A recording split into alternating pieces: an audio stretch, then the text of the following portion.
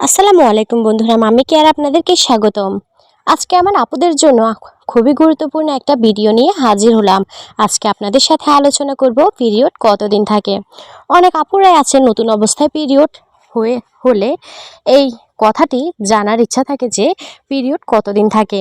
মেয়েদের পিরিয়ড সাধারণত 5 থেকে 7 দিন স্থায়ী হয়, তবে কিছু মেয়েদের ক্ষেত্রে এটি 3 থেকে 10 দিন পর্যন্ত স্থায়ী হতে পারে। পিরিয়ডের প্রথম 2 থেকে 3 দিন সবচেয়ে বেশি রক্তপাত হয়, এরপর রক্তপাতের পরিমাণ কমতে থাকে।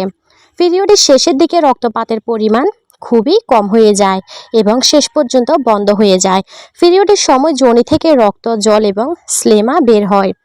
এই রক্তপাতটি ডিম্বাণুশয় থেকে ডিম্বাণু নিঃসরণ এবং জরায়ুতে একটি নতুন ভ্রূণের বিকাশের জন্য প্রস্তুত হওয়ার ফলে হয়।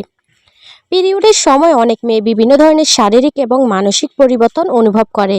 এই পরিবর্তনগুলির মধ্যে রয়েছে রক্তপাত, পেট ব্যথা, ফিটে ব্যথা, মাথা ব্যথা, হজমের সমস্যা, ক্লান্তি, মনে খারাপ লাগা।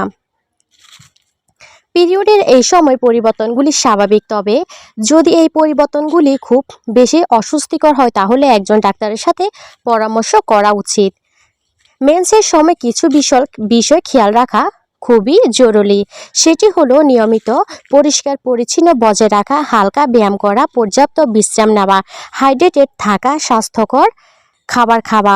এই বিষয়গুলি খেয়াল রাখলে পিরিয়ডের সময় অস্বস্তি কমে যায়। বন্ধুরা, আমার ভিডিওগুলি যদি ভালো লাগে তাহলে অবশ্যই আরও নতুন নতুন ভিডিও পেতে চ্যানেলটি সাবস্ক্রাইব করে পাশে থাকা বেল আইকনটি অন করে রাখবেন এবং লাইক, কমেন্ট, শেয়ার করতে ভুলবেন না। সবাই ভালো থাকবেন। আসসালামু আলাইকুম।